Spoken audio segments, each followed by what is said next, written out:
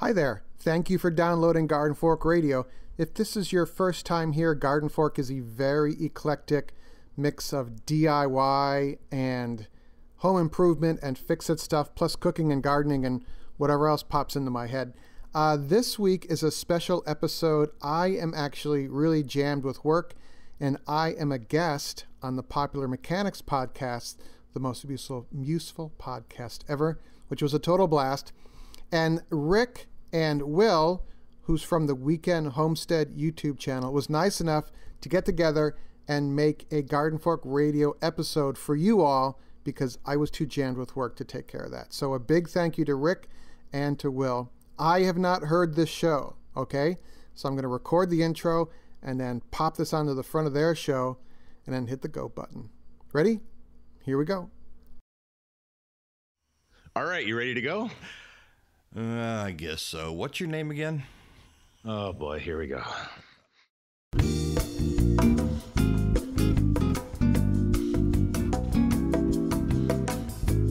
Yeah, how are you, Will? I'm doing good. How are you doing, sir? Never better. This is Rick and Will for the Garden Fork podcast. Eric is not with us today. He is actually off doing a podcast with, who is it, Will? He's doing a podcast with Popular Mechanics. I think he's going to talk about it in a future radio show. And then he's also, I think if you listen to the podcast from Popular Mechanics, you can pick it up there also. All right. You know, they used to have two podcasts at Popular Mechanics. They only have one now, but I'm not sure which one they dropped. So, but yeah, it'll be easy to find, and we'll talk about it later. Or Eric will talk about it when he finds out when they're going to put it up. Most definitely. So how are you today, Will? I'm doing well. How are you doing, sir? Never better. Things are bright and sunny here in Virginia Beach, and things are not so bright and sunny maybe for people in other parts of the country. Yeah, you know, if you look at the news lately, there's been on the West Coast all the fires and stuff going on with that, and then our friends down in Texas just recently got hit with a hurricane, and our friends down in Florida are preparing for, you know, hurricane season to kind of kick off here, and we got some pretty serious storms on the water, so it'll be interesting to see, and hopefully, you know, it curves and stays off land, but it's looking like it might hit directly onto Florida, so definitely time to get prepared. Yeah, I'm kind of a weather geek, and so I love this kind of thing, being prepared. In fact, she who must be obeyed refers to me as Battery Bob most of the time. Yeah, it's interesting because like in different parts of the country, you have different levels of preparedness for different types of things. Like for us in the Midwest, you know, we have thunderstorm season during the summer, and then during the winter we have blizzard and snow season really are kind of our two. And then, you know, for the folks in Florida, they have a completely different set of them. And the people on the West Coast have earthquakes and fires and things like that. So it's kind of interesting how preparedness and kind of getting ready for everything kind of changes depending on your geographic. Well, the things you need to do change, but the basics are really kind of there all the time, aren't they? One of the things that annoyed me a little bit about a lot of people down in Texas maybe was you know, people need to be prepared to survive on their own for 3-4 days without any help from anybody, because that's, you know, it's going to be, you know, a lot of trouble getting people, you know, a place like Houston, a place like Miami. Of course, right now, if I were in Miami, well, I'd be crazy. I'd be moving on, I think, on up the road. Yeah, it's interesting because the timing of our show actually lines up with kind of September is National Preparedness Month. I didn't know that. Yeah, their theme this year is disasters don't plan, but you can. So I thought maybe we could talk about a couple of things that anybody could do to kind of get ready for a disaster, because disasters can be tons of different things. They could be natural disasters like earthquakes, hurricanes, tornadoes, those types of things. And disasters can be something very local to you, like a house fire or a car breaking down, or even something happening in your family where, you know, something that happened, like one of your children gets sick or a family member gets sick, and then, you know, you have to kind of take care of everything while your spouse or a family member is, you know, in an area of need. So, you have a scenario where that could even be a local disaster. I wouldn't say disaster, but something you need to be prepared for. So that's true. I think that's probably something we should talk about today. Sounds good to me. You sent me quite a long list here. You're the most thoughtful person that we've ever had on the radio, I think. I'll tell you this. I live with the Boy Scout motto of always be prepared. I was a Boy Scout, made it through, and that was kind of one of those things I grew up with. So going from that into the fire service and being a firefighter for 10 years and involved with the hazmat team for 15, you kind of get involved with these types of situations as an aid worker, and it kind of brings you to the awareness of some simple things that people can do to kind of get ready. And, that's just kind of always been my mantra, is be prepared for, whatever, even if it's just simple things. So, yeah, in the Navy, we spent a very long time on Guam, and we had major typhoons that passed over us, and had an enormous, I forget, it was a 9-point-something earthquake. And then I was actually mayor of Dog City when we evacuated the Philippines after Pinatubo. So I've done a little bit of disaster relief work myself. Well, this would be a perfect topic for us to discuss today. Okay, well, let me see. Number one you have here is identification and figure out what disasters are in your area. I think we kind of gone over that. I noticed this morning on the news that there was a big earthquake down in Mexico.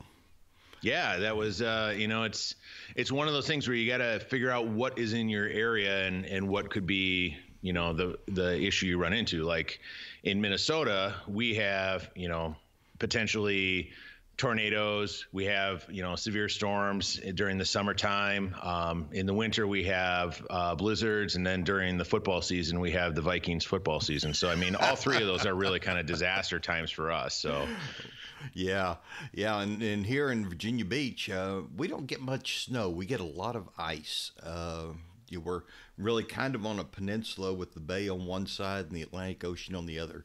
And so our temperatures are kind of moderated, but we don't get snow. We get ice. And then we have not really done a good job getting our power underground. And so the lines are strung everywhere. And the first thing that happens is the tree limb breaks off and then lands in the power lines, and we're out of power for 3 or 4 days.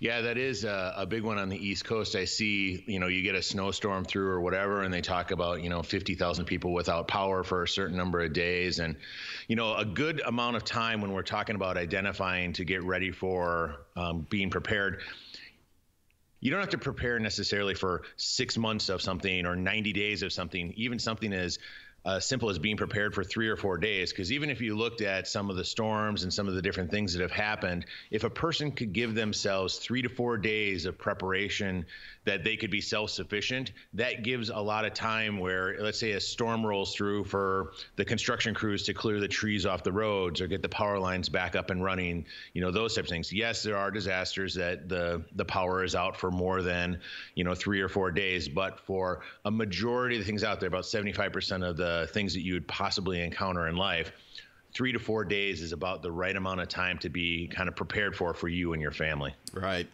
Yeah, and let me see. We've got a lot of things on your list here. Let's go to, I guess, number one, power and light. That makes a good sense.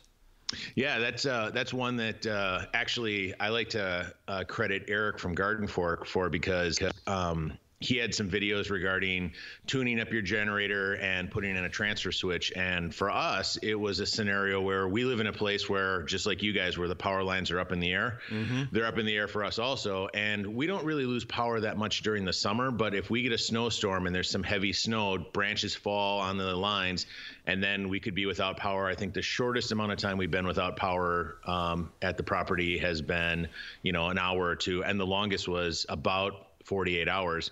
Just because they had to clear all the lines, get everything back up and running, get everything connected and working again. So we put in a transfer switch after watching Eric's video that he had on it. And actually, it's a lot simpler of an install than you think. Now, granted, if you don't know a lot about electricity, I'd recommend having somebody professional do it. But quite honestly, it's within the realm of a person who has an average amount of handy ability to get something like that installed, or get a professional, like I said, to help you install something like that. Yeah, we have just a small generator and a window mount air conditioner, and we slide the window mount air conditioner into the master bedroom window and run it off the generator. And we actually just have really prepared one room, the master bedroom, where we will survive whatever happens there.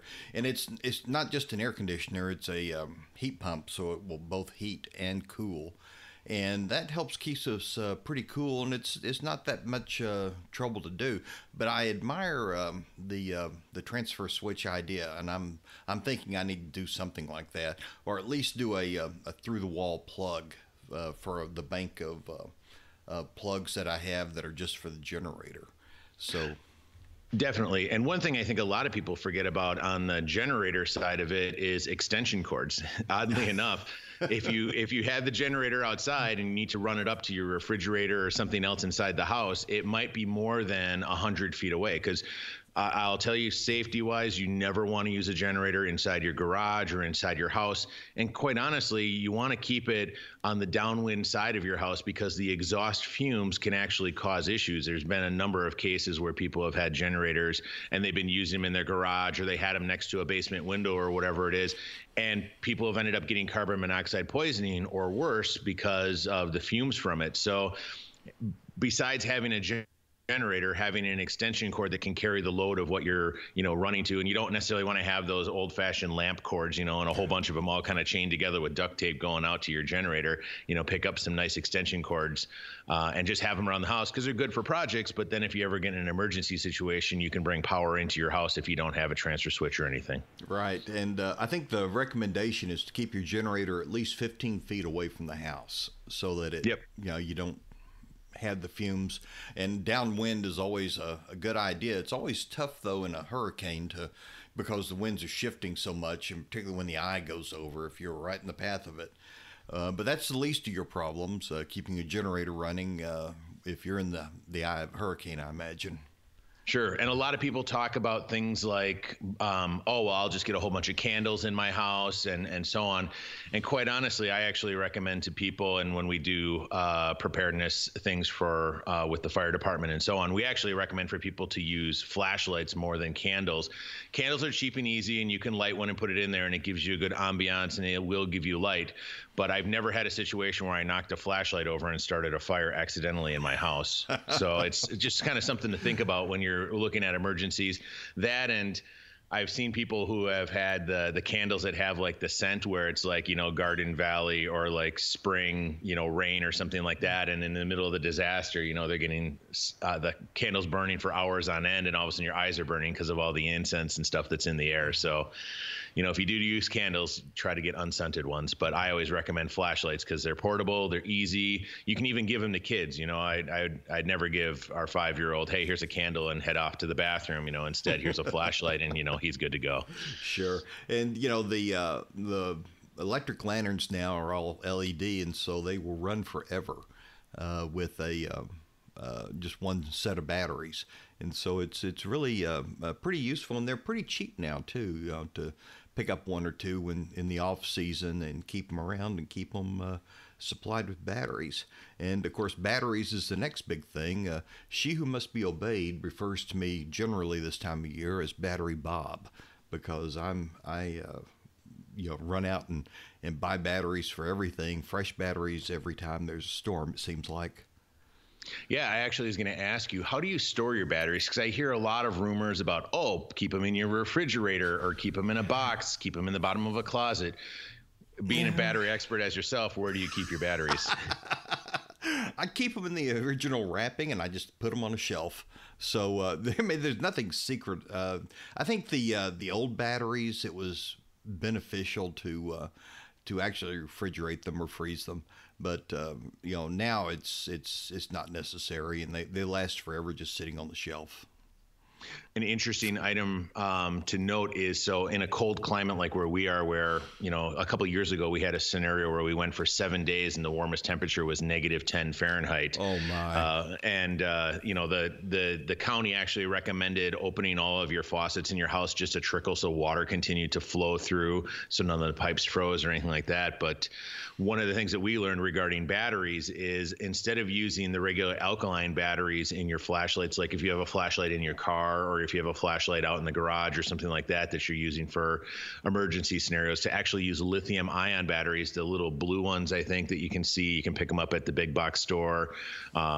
But those batteries actually handle cold temperatures better. So if you have an alkaline battery in a flashlight and it gets super, super cold, it potentially will make the battery so it won't work as long or be as bright, versus the lithium ion batteries, which the cold range actually dips a little bit lower than the alkaline range, which will give you a little bit better use in cold weather. So for any of our friends listening in the cold weather area, if you have a problem with batteries outside, try lithium ions. They're a little bit more expensive, but I'd rather have a reliable battery than a dead battery. Yeah, I had no idea. I appreciate that. Wow. And then let me see, what else do we need to talk about? Extension cords, right? Yeah, we talked about that. Yeah. Make sure you have them. The other thing on extension cords too, and this is a common one, is getting one that's correct for your load. And I made commentary to the cord that you'd use for a lamp, but the real light cord that's kind of brown or white, and you can get them at the store and you use them for plugging in lights. I've seen people try to run equipment and things like that with those, and we actually had a gentleman who had a couple of those in his garage that he was using for some equipment, and it actually melted the shielding off of it and started a fire in his garage. So wow. My recommendation is there's something called gauge on wire, which is the lower the number, the bigger the wire. So most extension cords are about 14 gauge wire, and then you can get like a heavier, more contractor size, which is a 12 gauge wire. If you're running something like an air conditioner or something that draws a lot of power, like if you plug it in or turn it on and the lights dim a little bit in your house, you're going to want a bigger cord versus, a simple thing like a fan. You can probably get away with a regular size extension cord, but that's another safety piece. The other thing is get the bright colored ones, because then they're less of a trip hazard. Yeah.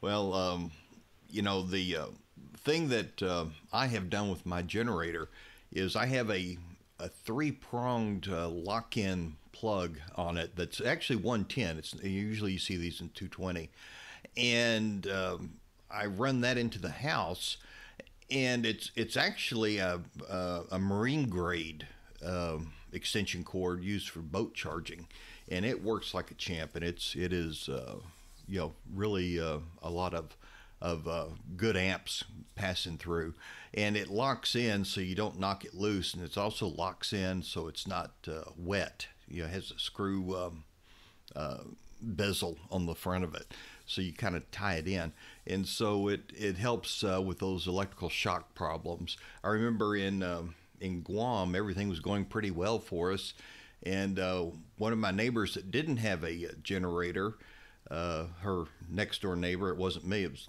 a person on the other side of us, offered her the extension cord of friendship to kind of get her power going over in the house, and she walked right into a big puddle while the engine was running, and even though she was holding the extension cord and not actually contacting the metal, there was enough there to electrocute her, and she didn't die, but she went down hard, and we were a little concerned about her. So you have to think about the things you do with electricity. You just can't you have to be smart about it. That's a good way to say it. Most definitely. Yeah. One question for you: in your area, do the officials recommend locking your generator to something? Have you ever heard of that? You mean so someone won't steal it? Yeah. That happens a lot here. All of a sudden, you have the most coveted thing in the neighborhood. Ours is always in the backyard, so it's it'd be hard for somebody to steal it without causing a ruckus with the dogs and stuff. Sure. One of the news shows in our area did a little thing about storm season, and they always talk about it in the springtime and in the fall time when winter's coming. And one of the things that actually they recommended that I really never thought of is buying a cheap bike lock, and just wrapping it around a tree and then wrapping it around the generator, and that's enough deterrent for somebody to just grab it and run with it or whatever. But I guess there was a rash of them when St. Paul. We had a small tornado go through St. Paul, which is one of the Twin Cities, and one of the biggest problems that they had was people would have a generator sitting out by their garage behind their house, and then the cords running up 200 feet, and they were in the house, and all of a sudden their power would go out, and they go outside and the cords are laying there and the generator was gone. Somebody drove by with a truck, picked it up, threw it in the back, because generators can be expensive. They can range anywhere from as cheap as $250 up to $800 or $1,000, and it was easy pickings for some of the thieves. So that's one of the things you might want to think about when you're in a disaster. You don't need one disaster and then have another one happen while you're in the middle of one. Yeah. I'm trying to imagine what that'd be like when the it just all of a sudden the silence of no generator, and you look out and some guy's carrying your generator away. Well, that, and I mean, a lot of times the EMS or the fire department or the police department are really taxed with this scenario, so the response times tend to be a little slower. And that was kind of what the news organization was pointing out is, to make sure that you lock your doors on your house and you keep your stuff secure, because quite honestly, in the moment of a disaster, unfortunately, some folks do take advantage of the opportunity to take advantage of other people. So that's kind of a personal safety thing more than anything else. Yeah. Oh, say it ain't so, huh? Yeah. One of the things I've been really impressed with folks down in Texas and Houston is the lack of any real crime problems. Lots of times people take advantage of these situations, and you just read about how everybody's being a good neighbor, and things are getting along pretty well, even though they're facing a lot of hardship down there. So, but not every place is like that, and not every situation is going to end up happy. Sure. Let's talk about food and water for a little bit. Oh, okay.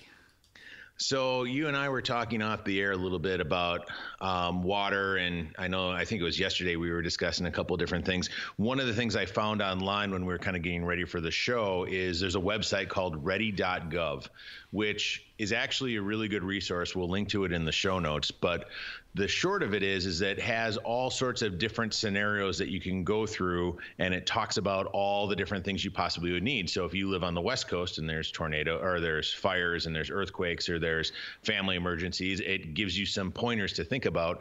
And then if you live in the Midwest or on the East Coast, same thing. But one of the things they talk about a lot on the site is water, and what they're recommending for people is to have 1 gallon of water per person for 3 days. So for our family, since we have 4 people, I would need 12 gallons of water, or a way to store about 30 to 36 gallons of water for our household, which in all reality isn't that much, because if you throw it in a closet or you get some bottles of water, things like that, it's something easy to deal with, because you can use it to flush your toilet, you can use it to cook with, you can bathe with it, and of course drink it. So, it's something to think about, that a lot of people think, oh, I'll just buy a flat of bottled water. Well, that's not as much water as you think you would need. It's actually better to potentially buy some bigger jugs of water, or, gallons of water to kind of store, so you're a little prepared on that side. Sure. Or have yourself a rain barrel. You might not want to always drink it, depending on how assiduous you are about keeping things clean and keeping it fresh and that kind of stuff. But, you can always use it to flush the toilets. And we always fill our bathtub with water, so that we have something there to flush the toilets with. We have rain barrels, and we have bottled water. And we keep a lot of chlorine bleach around this time of year. You can make almost any water drinkable if you have bleach. And so, I mean, you probably wouldn't want to use really muddy, murky, E. coli infested water. That would not be tasteful. But, if you have bleach, you can make any water drinkable in the end. What's usually the ratio you guys use for water to bleach? I have a book that tells me that, but I can't remember it off the top of my head. Just curious. Yeah. Do you guys boil your water too then? Because I know that's one thing where I've read of somebody having a rain barrel outside, or, water stored for their garden, and then they go out there and get some water, bring it in and boil it, and then they use it for different things. Do you guys boil water where you are also? We can do that. One of the things we did when we moved in is laid in gas. This was an all-electric house when we moved in. And by laying in gas, we can have dual fuels for whatever we're doing. And boiling water is pretty easy when even when the electricity is out. On Guam, we used to have they didn't have enough power for everybody, and particularly around 6 o'clock, our power in the naval housing would drop out for an hour and a half, right about dinner time. And so we kept a little portable propane stove on the counter, and when the power dropped out, we'd just move over to the propane stove and finish up cooking, so that it just was a habit, and we still have that stove. And so we have both natural gas laid on, we have our propane stove, and of course we have our charcoal grills outside. I will cook almost anything on the grill if I get a chance. Yeah, in the right emergency, it becomes a backyard barbecue almost for a lot of folks. Oh, sure, yeah, because you want to eat your frozen stuff, get it out and use it. I became a master of the charcoal grill frozen pizza for a while on Guam. We had like 3 or 4 of them, and it was a good way to use them, and they thaw out pretty quick. Yeah, that's one thing a lot of people, don't think about necessarily, is they're thinking, okay, how am I going to cook inside my house? But a lot of people have a gas grill outside or a charcoal grill, and you can just adapt some of the things that you're cooking outside. I know Eric's got tons of different videos on cooking like the steak on the charcoal and cooking on the grill and things like that. So, I mean, those types of things you can also do during the disaster, because it's normally light outside during the day and you can fire up the charcoal grill. You never want to use the charcoal grill in the house or the gas grill inside the house, but outside you're perfectly fine. So sure. And around here, when the power drops out in the summer, it's miserable. It's just sticky wet inside the house, and it gets that way pretty quick. And so you don't want to be heating up the house anyway, so we'll move outside to cook. Well, that actually makes me think of something, and it takes us kind of to the next item on our list as we're getting to the bottom here, which is clothing. One of the things that I always talk about, at least in our area, and I know that you were talking about it too, because of the air conditioning and things like that, because that's a situation, which is you can't necessarily have the air conditioning running all the time or the heat running all the time for us. And I always use the phrase "wet is cold" is one of the phrases that we use a lot up in the area where we are because of the winters and things like that. So if you can keep your gloves dry, you can keep your feet dry, you'd be surprised how warm you'll stay outside. The second you get wet, unfortunately, you tend to get cold in a lot of scenarios. So having the right clothing and things like that available to you, we had the power go out for a number of days and we only heated the house with the fireplace. And, to have an extra sweatshirt you could throw on, or extra pair of socks, or, those types of things, or if you have to go outside to do some work outside or whatever it is, having the right clothing, even in your car as you're driving somewhere, makes all the difference when you're stuck in an emergency, because it's miserable if you're sweltering hot or if you're freezing cold, and then you're also dealing with whatever the situation is. Sure. And, one of the things we have occasional tornado warnings here, particularly when hurricanes pass through. We'll have tornadoes. And we'll always, we have a special, we call them our emergency boots, and they're a steel shank. There's a steel plate in the bottom of them, and they lace up, and we at least put on jeans and, long jeans and our emergency boots and a long sleeve shirt. Just in case we have to take cover, we have a little bit of protection, but if things go really south, you don't want to be walking around on debris and broken glass and nails sticking up everywhere in flip-flops. And so you need to go ahead and take a little bit of time to prepare, because when things go south, they go south pretty fast, and so you got to be careful. Sure. Moving on to kind of one of the last items on our list here, and a lot of people don't talk about this very much, but it was an idea actually that my parents came up with for our kids in disasters. And I kind of wanted to share it a little bit because everybody talks about, oh, make sure you have food, make sure you have water, make sure you have heat, and you have a way to, be safe, and energy and generators and gear and all this kind of stuff. But a lot of people don't talk about kids in disasters. And I'll be honest with you, we've lived through a couple of different disasters. I know I joke about the Vikings football season, but we've had our house hit with a tornado. We've been through many severe thunderstorms. We actually had a house fire at one point in time years back. And one of the things that we kind of came out of this with was an idea my parents had, which was something for the kids.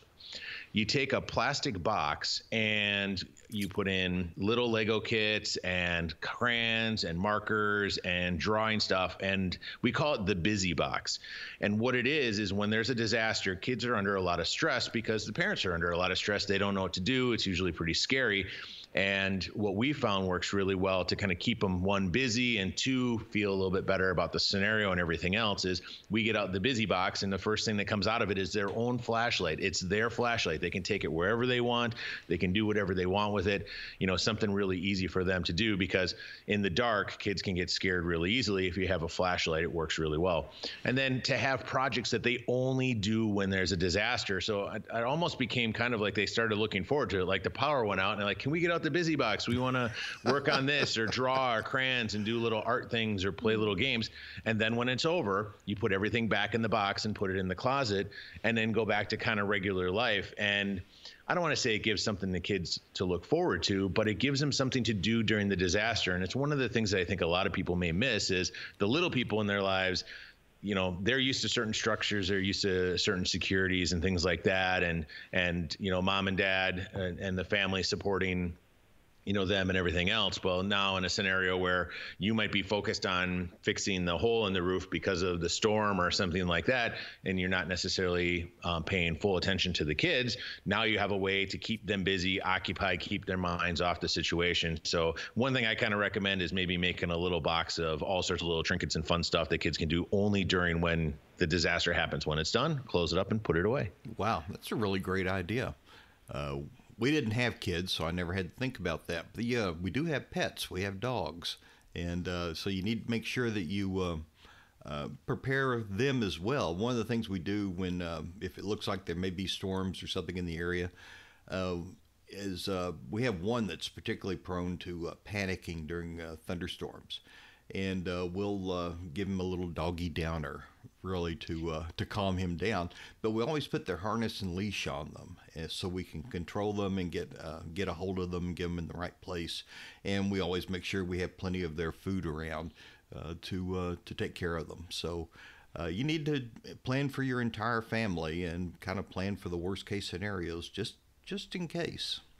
Yeah, definitely. When you, I know a lot of people have fenced yards and they let their dogs run into the backyard and things like that. I've heard of some dog owners getting, it looks like a wire screw that kind of screws in the ground that you can hook a chain to and kind of let them have a shorter run area. So normally if your pet had full reign of the backyard, instead now during that scenario, you could make the leash shorter in case there's debris in the backyard and you want to keep them in a shorter area, but you don't want to necessarily hold the leash all the time. Have you ever seen that or used those types of things? Well, we actually have two of them, and we use them mostly because our fence falls down all the time. We're just inches above the water level here, and the trees grow huge root systems, but they grow horizontally. They don't grow deep. And so as soon as we get a big wind, the trees will blow over, and most of the time they'll hit the power lines. And as they crash through the power lines, they'll crash through our fence. So we've had to rebuild the fence 2 or 3 times. So we've had to have dog ties to stake them out so they don't take off on us. Well, can you think of anything else? A lot of people are fleeing the storms now. This is what we have, Irma and Jose right behind it, and there's another one in the Gulf that's crossing across Mexico somewhere. So it's going to be a busy season. Then the entire western part of the United States seems to be on fire right now. So it's I feel for everybody in the path of these things, and I wish you well and hope that you all stay prepared. Definitely. I've looked at some of those photos and just to see how much area is on fire on the West Coast. And I know a lot of people are focused on the hurricanes, but those wildfires, I mean, I don't want to say the whole state of Montana is on fire right now, but from the photos, it looked like, Montana and Oregon and Washington State are really getting hammered with the fires this year. Yeah, and even Los Angeles having a big fire problem and burning in pretty close to the city. So a lot of people at risk, and a lot of people that need to think about these things just in case. There are other kinds of disasters that you should prepare for that you don't really think about on a regular basis. And, you kind of touched on those. You said you had a house fire once, and, we both have fireplaces, and so it's important to make sure your smoke alarms are well batteried and you change them every now and then, and that we have a CO2 alarm just in case the something happens with our fireplace to alert us that there's something wrong. And then you also need just some way to stay informed. We're all thrilled that we have the internet, and things are working both hunky and dory all the time, or most of the time, but you need to go back to the old ways and have a little battery-powered weather radio, and for both maybe dual bands, so it's doing AM, FM, also does weather for you, so you can stay informed, also a little bit entertained or keep your mind busy. So there are things that you need to do as well. I will say on the weather radio piece too, the technology on them has actually increased pretty dramatically over the last couple of years, and a lot of people don't know this, but since 9/11, the infrastructure of the radio structure in the United States has been upgraded significantly because of some of the downfalls that have been found in the system and some holes in it. And one of the things that they added was regional-based weather radio. So now you can go on to the weather.gov website, and they have something called Same Radio, and basically it's a connection where you can go in and pick the county that you're in and then pick the ailment that you want to be alerted of. So what I mean by that is, like, it'll have everything in there, like anything you can think of, like tornado watch, tornado warning, flash flood watch warning, hurricanes, all the different types of ailments, wildfires, anything that they would alert on, and you can pick the ailments that you want to listen for that are pertinent to you, and then you can also pick the areas. So instead of the alarm going off constantly and you're hearing about stuff that's happening 100 or 200 miles away from you, you can actually set it so that it only alerts you for the things that are happening in your locality. So we live in Hennepin County, which is in Minnesota. I have mine set to pick up severe weather, winter weather, flood information, and so on, because we don't really have wildfires here. So it skips all that other stuff and only alerts me when it is, so that then you don't get accustomed to listening to your radio, because that was one of the problems with them in the beginning, is they'd always be going off, right, and you'd be listening like, oh, that's not for me. So then you get kind of tuned out to it. Instead, now if it goes off, we know it's something important for where we are. Wow.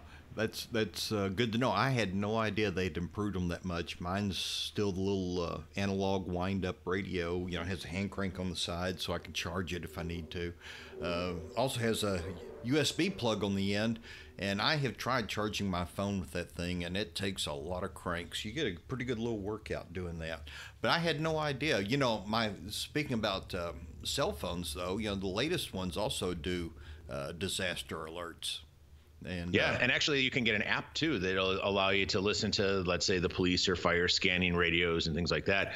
If you have an older weather radio, one thing you might want to do, Eric's got his new Amazon Garden Fork store set up, and after this show, I was going to send him a couple of notes of a couple of the newer radios. The price on these things is relatively inexpensive. I think some of them are $19.95 or $29.95 for a radio that will allow you to do all these new technologies like you're talking about. And it's not like, a $100 radio that's going to make this work. I mean, the inexpensive radios now do this. So Wow. It's a simple upgrade for your household. Wow. Well, Battery Bob's going to have to get involved in this. I'll be rushing out to buy one soon.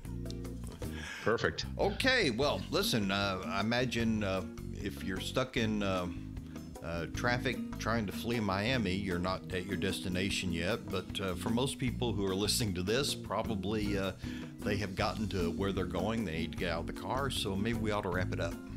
Most definitely. If you're looking to get a hold of Rick or myself, you can check out the Garden Fork group on Facebook. Rick and I are in there constantly posting different things that we're doing or things that we think are interesting. And it's a great way to get a hold of us. Send us a message on there or find us there. It'd probably be the easiest way. Otherwise, if you go to Garden Fork on YouTube, I know that Eric has a lot of videos on a lot of the stuff that we talked about today. So definitely check it out. And thanks for having us today. You bet. And we'll talk to you later, my friend. You too. Thank you. And if I don't talk to you before the weekend, have a good weekend. All right. And stay safe. See ya. All right. Bye-bye.